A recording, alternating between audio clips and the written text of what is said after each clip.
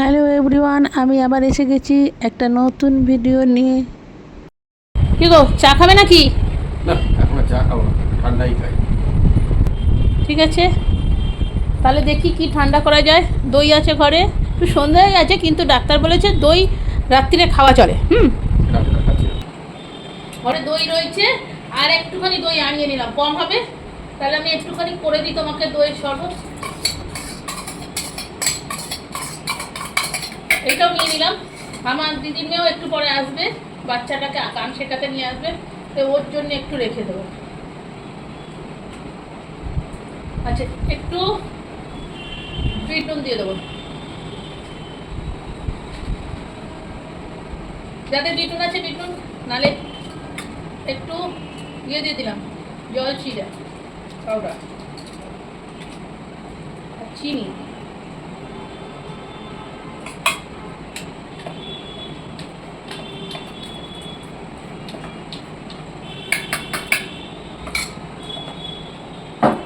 তার সঙ্গে একটু বিট নুন।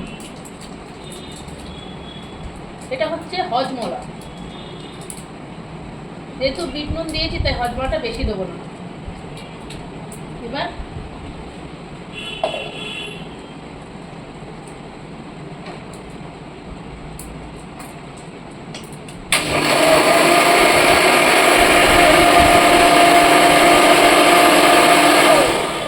একটুখানি মিষ্টিটা যেরকম খাবেন যে সেরকম। আমি চিনিটাকে হচ্ছে যেহেতু ভুলতে চাই না, আমি চিনিটাকে একটু বেশি করে গুলে রেখে দিয়েছিলাম।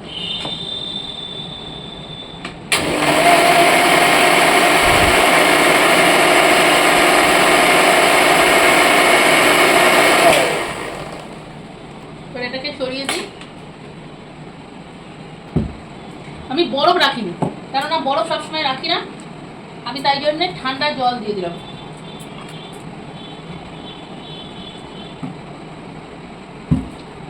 এবার একটু গার্নিশিং, একটু বিট নুন দিয়ে দিলাম, দিয়ে এবার কি করবো, গ্লাসগুলোকে একটা করে নেবো, তাতে আপনাদের মুখে বিট নুনটাও ভালো পড়বে। এবার এই যে লেবু, গাছের গন্ধরাজ লেবু একটু দিয়ে দিচ্ছি। লেবুটার না ভেতরে একটু হালকা যাবে আর একটা সুন্দর স্মেল আসবে। তিনটেতেই লাগিয়ে নিল, যেহেতু লেবুটা দইটা খুব টক তাই আর দেওয়ার দরকার নেই। চিনিটা যে যেরকম করে, এতে কি এতে দেওয়া আছে দই আছে, জলচিরা আছে, চিনি আছে, নুন আছে, আর একটু আমি দিয়েছি হজমলা। এবার আমি দিয়ে দিই, আর বরফ দিইনি, যে বরফ দেবে আমি একটু ঠান্ডা জলই দিয়ে নিয়েছি এর মধ্যে।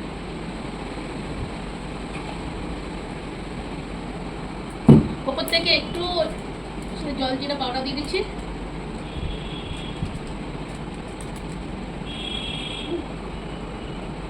এবার দাম কেমন হচ্ছে?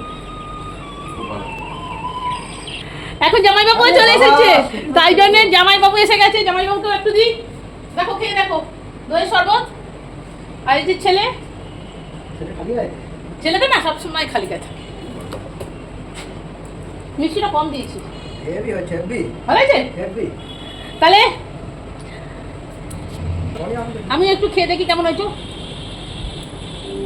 খুব ভালো, আপনারাও করে খান, আর কেমন হলো একটু জানাবেন। আর প্লিজ ফলো করবেন, সাবস্ক্রাইব করবেন, আর একটু গুড কমেন্ট করবেন। তাহলে পরে আবার